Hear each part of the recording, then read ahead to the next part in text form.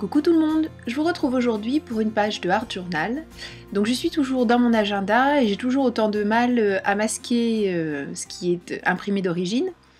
Donc j'ai retrouvé en faisant un petit peu de rangement, parce que ça fait pas de mal de temps en temps, en rangeant le garage là pour être précise, dans mes affaires de scrap, mon bazar de bricolage, j'ai donc retrouvé des gouaches.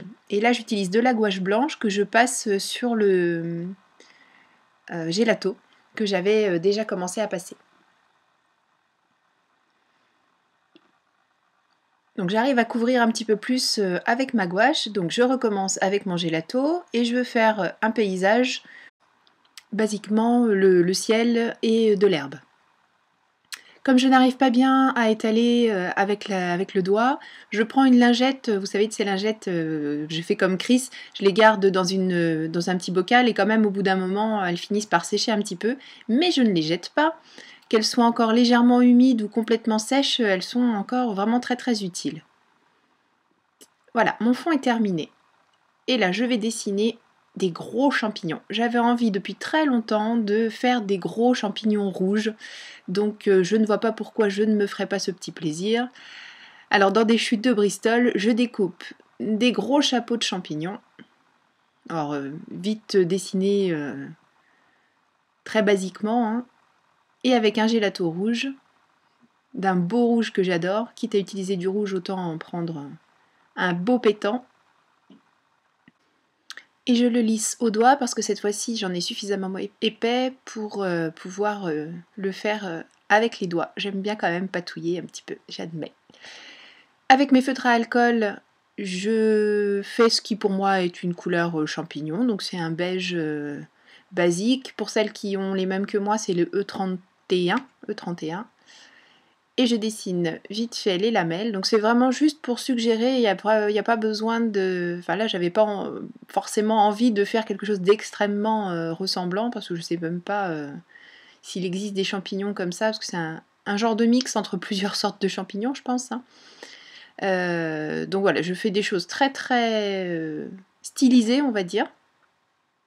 Et je découpe à main levée comme ça aussi les pieds de champignons, parce que ça n'a rien de vraiment très compliqué. En tout cas pas avec le résultat que je voulais obtenir. Un premier pied et le second de la même manière avec un genre de renflement sous le chapeau. Et je les mets en couleur avec le même feutre à alcool que celui que j'ai utilisé pour le dessous du chapeau.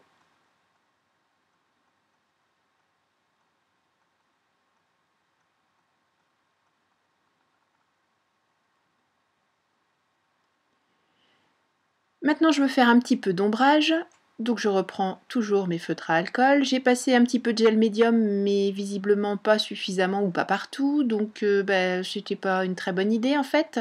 D'autant que je ne pense pas que les pointes du feutre à alcool apprécient vraiment beaucoup. Donc je décide de prendre plutôt mes feutres Pitt. Donc ce sont ces feutres avec une encre, encre de Chine, qui se fondent vraiment très très bien pour faire les ombres, c'est génial. Une fois qu'on a passé le feutre alcool, n'importe quoi. Une fois qu'on a passé le gel médium, puisque du coup on se retrouve avec un support non poreux. Donc j'insiste avec quand même les feutres à alcool, mais bon, non, c'était pas une bonne idée. Je ne recommencerai pas, c'est promis. Et je colle mes éléments, toujours avec le gel médium, que je passe au pinceau, au doigt, enfin bon, un petit peu comme j'en ai besoin. Et je n'hésite pas, j'en mets bien partout autour, partout sur le dessus, de manière après à pouvoir faire toutes les ombres dont j'ai besoin avec les fameux feutres Pitt.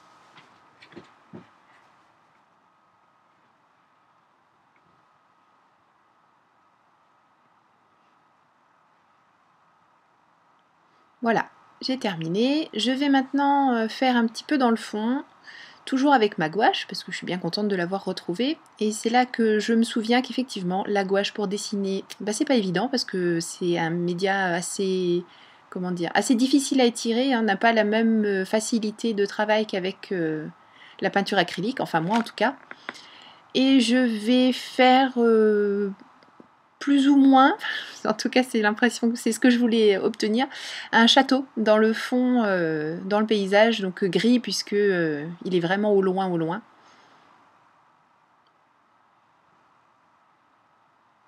Je fais des tours, des ponts, des chapeaux pointus, bien sûr, les toits sont pointus, sinon c'est pas un château de conte de fées. Et après les champignons, j'avais très envie d'une petite fée bleue avec, enfin elle n'est pas bleue mais en bleu avec des ailes pailletées. Donc puisque c'est une page où je me fais plaisir, j'ai ma fée, je vais avoir mes paillettes, voilà. Et je la mets en couleur très rapidement aussi, assez basique, avec les feutres à alcool.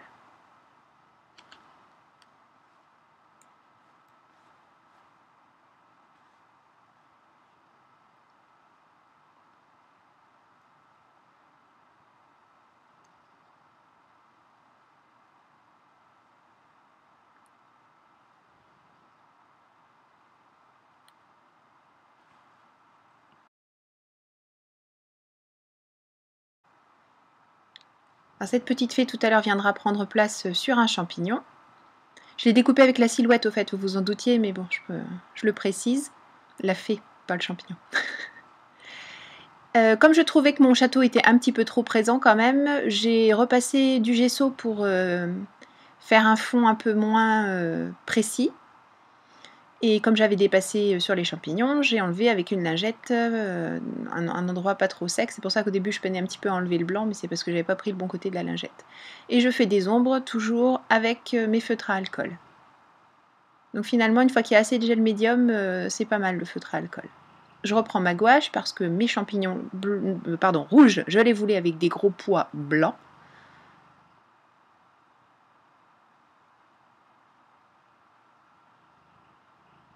Voilà. J'essaie de les blanchir le plus possible. Bon, ça s'affadit un peu toujours en séchant. Je colle la fée avec le gel médium. Je sèche.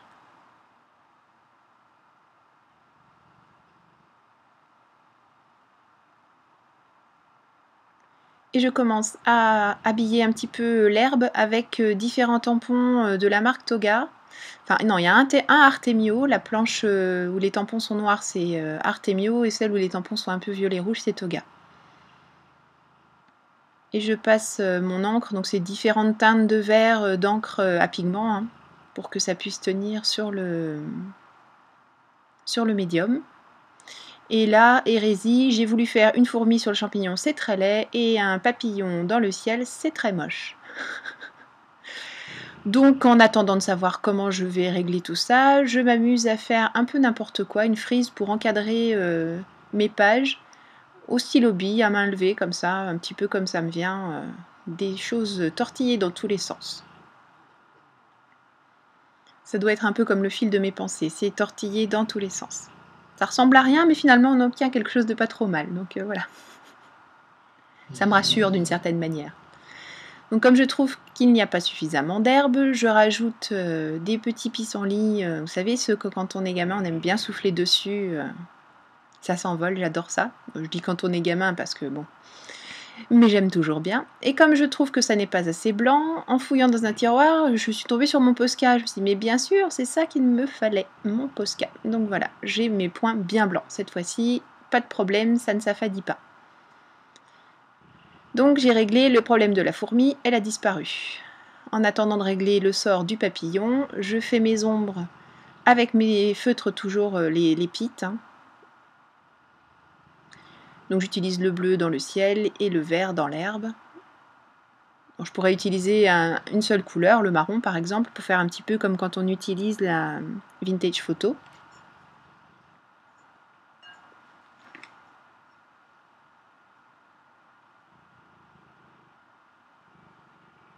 Et pour finir d'encadrer, je prends ma Distress Salty Ocean pour commencer à faire un premier cadre un peu ton sur ton avec mon gelato.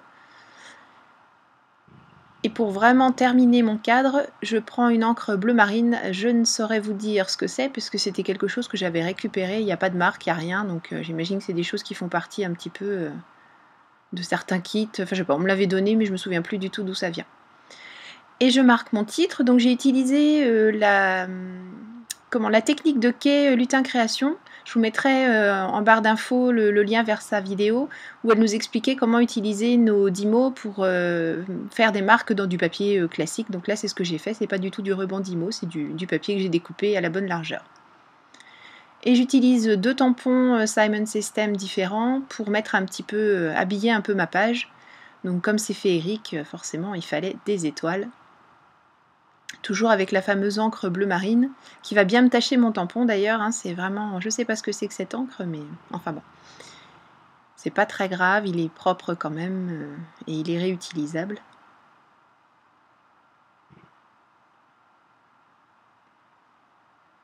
Et je vais prendre 2 étoiles de taille différentes, et je vais continuer à habiller le fond de ma page.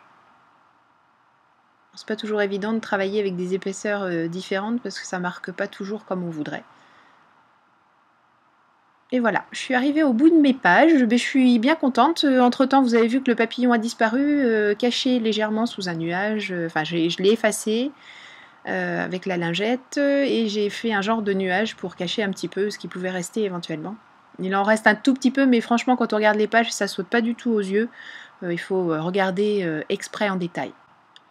Voilà, cette page est terminée, j'espère qu'elle vous aura plu, que vous aurez aimé suivre cette vidéo. Merci en tout cas beaucoup d'être passé par ici. Merci à tous mes abonnés, merci à ceux qui ne sont pas abonnés et qui gentiment se sont arrêtés un petit peu sur ce que je fais. Je vous souhaite à tous un très bon scrap, une belle journée et je vous dis à très bientôt. Gros bisous, bye bye.